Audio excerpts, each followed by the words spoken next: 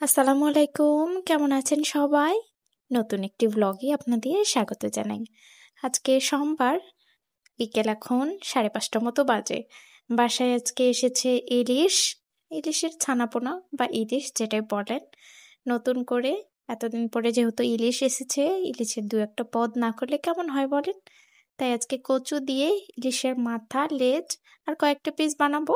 আর বাকিটা দেখি কিভাবে রান্না করা যায়। তার জন্য এখানে সব জোগাড়যন্ত্র হয়ে গেছে। সরিষার তেল, পেঁয়াজ, ইলিশটা কেটে সুন্দর করে ধুয়ে এখানে নুন আর হলুদ মেখে রেখে দিয়েছি। অল্প একটু ভেজে নেব। কড়াইতে সরিষার তেল দিয়ে দিচ্ছি। সরিষার তেলটা যখন একদম সুন্দর মতো গরম হয়ে গেছে, তারপরে ইলিশের পিসগুলো একে একে ছেড়ে দিচ্ছি। মাথা দিয়ে আর কয়েকটা পিস হয়েছে ইলিশে। একদম ছোট মতো ইলিশ মাছ কেনা হয়েছে। এত ছোট পোনা ইলিশ, তাতে আবার ডিমে ভর্তি। কি সুন্দর যে লাগছে মাছটা দেখতে। আর মাছটা দেখলাম একটু গন্ধ বেশ ভালো আছে। ইলিশের তো গন্ধটাই সেরা বলেন। এই সিজনের ইলিশ মাছের দামটা প্রচণ্ড বেশি। তাই পরিচিত আশেপাশে যত মানুষকে আমি জিজ্ঞাসা করি যে আসলে ইলিশ কোনটা বেশি মজা লাগছে, কোনটা বেশি খেয়েছে, কেনা হয়েছে কিনা। তো আমাদের বাসায়ও ইলিশ কেনা হয়েছে ছোট মতো, কিন্তু সবাই একই কথা বলছে জানেন, যে ছোট ছোট ইলিশ মাছ যেগুলোতে ডিম হয়েছে বা ডিম ছাড়া, এত স্বাদের মাছগুলা আর এত সুন্দর গন্ধ বের হয়, তাই ছোট ছোট ইলিশই সবাই কিনছে এবার। সবাই না, যাদের একটু সামর্থ্য বেশি তারা হয়তো বড় ইলিশও কিনেছেন, কিন্তু আমাদের যাদের সামর্থ্যটা কম তারা আমরা ইলিশ খেয়েছি কিন্তু এই ছোট ছোট। তবে একদম মন ভরে মন তৃপ্তি করে কি সুন্দর হয়েছে পিসগুলো দেখেছেন। আর ডিমে একদম ভরপুর, কোনো কিছুতেই কমতি নেই। চলুন, কথা বলতে বলতে ইলিশের পিসগুলো ভাজা হয়ে গেছে। অত বেশি কড়া করে ভাজিনি, হালকা করে একটু করে ভেজেছি। একটু গন্ধটা বেরিয়েছে আর ওই তেলেই দিয়ে দিলাম পেঁয়াজ কুচি। পেঁয়াজটা একটু বেশি করে নিয়েছি। কচু দিয়ে কয়েকটা পিস রান্না করব তো, তারপরে এখানে মশলা টশলা কষাই কচুর মুখিগুলা দিয়ে দেবো। কচুর মুখি দিয়ে রান্না করছি। আরেকদিন একটু কচু শাক দিয়েও রান্না করব, সেটাও আপনাদের সাথে শেয়ার করব। কিন্তু আজকে কচুর মুখি দিয়েই একটু রান্না করি। আমার মা তো কচুর গাঁঠি দিয়ে বা শোলা কচু, কচুর পাতা দিয়ে, কচুর ডাঁটা দিয়ে, ইলিশ মাছ যেটা দিয়ে রান্না করেন সেটা দিয়ে মজা লাগে। ইলিশ মাছের তো আসলে তুলনা হয় না। মশলা কষানো হয়ে গেছে, দিয়ে দিয়েছি কচুর মুখিগুলো। এগুলো এখন নেড়ে চেড়ে ভালো মতো একটু কষাবো। তেমন একটু যত্ন করে রান্না নাও করলে চলবে, কিন্তু ইলিশ দিয়ে রান্না করব, একটু মনোযোগ দিয়ে ওই মশলাপাতিগুলো সুন্দর মতো করে কষিয়ে নেওয়া আর কি। তারপরে যত গুঁড়ো মশলা আছে বাসায়, শুকনো মরিচের গুঁড়া, নুন, হলুদের গুঁড়া, এই একটু মতো ধনিয়া গুঁড়া, অল্প একটু মতো জিরা গুঁড়া, সবকিছু দিয়ে দিয়েছি। কচুগুলো বেশ খুব সুন্দর। এখন কিন্তু বাজারে অনেক ধরনের কচু বেরিয়েছে যেগুলোতে পানি ধরে গেছে।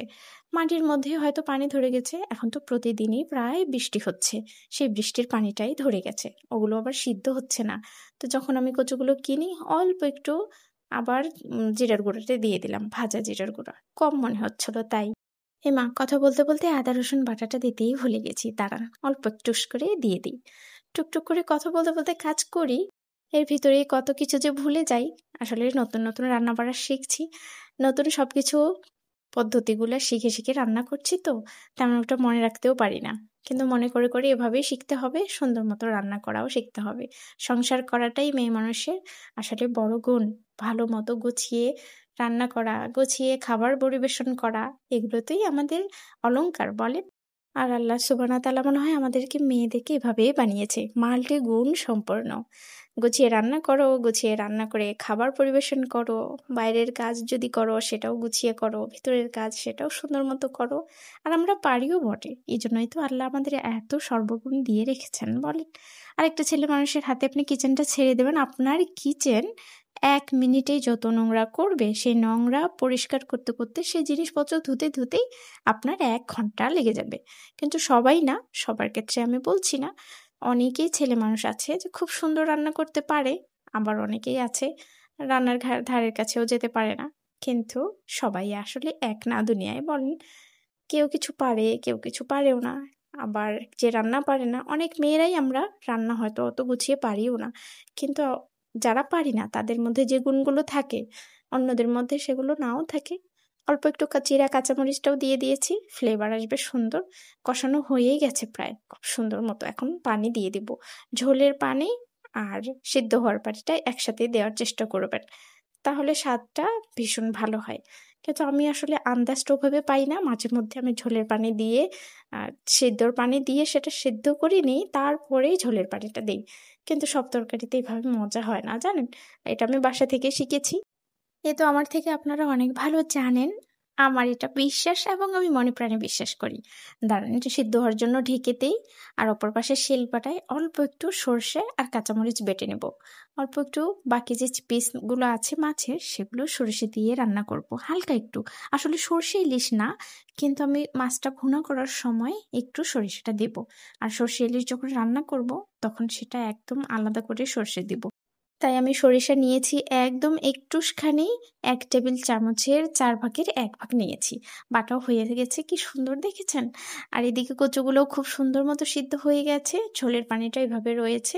বেশি ঝোল বাড়াবো না, একটু মাখো, মাখো থাকবে। আর ইলিশের পিসগুলা দিয়ে দিচ্ছি। মাথা, লেজ আর ওই বাকি যে ২-১ টা পিস থাকে সেগুলো আরকি।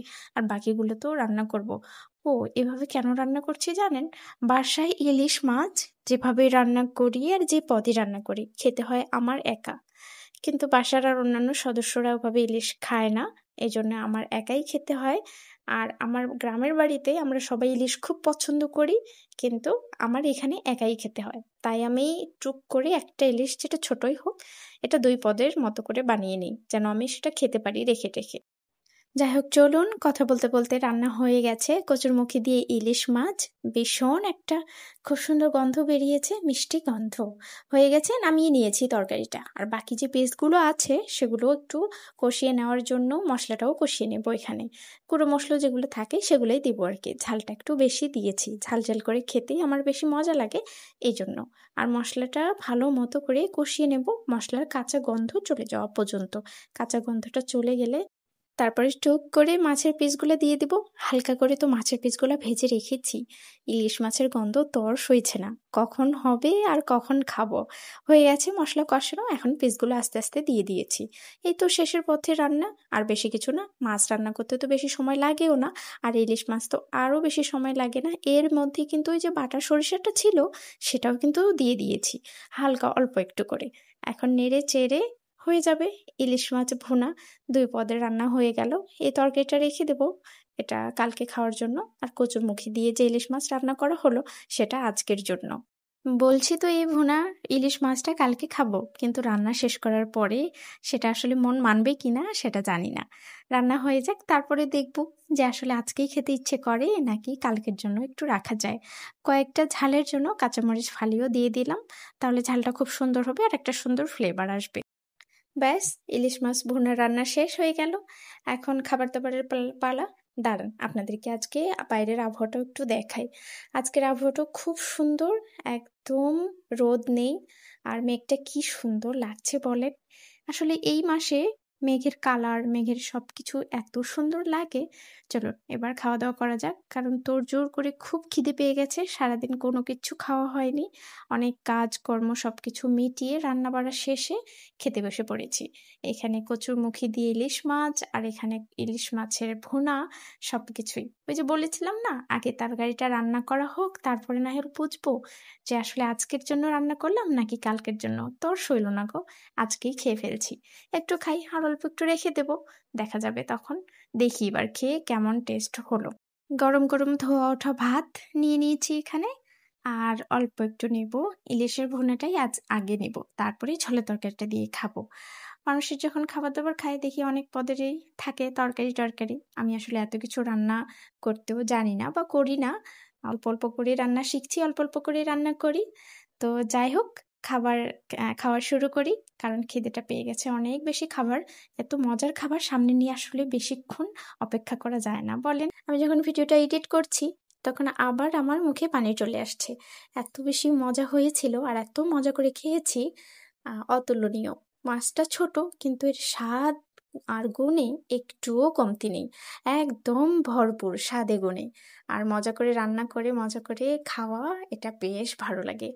তাহলে চলুন আজকে ভিডিওটা এখানে শেষ করছি। আজকে ভিডিওটা কেমন লাগলো তা অবশ্যই কমেন্টে জানাবেন। আর ভালো লাগলে একটা লাইক করে দেবেন।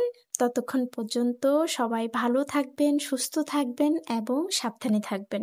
আর দেখা হবে খুব শীঘ্রই নতুন অন্য কোনো ভিডিওতে।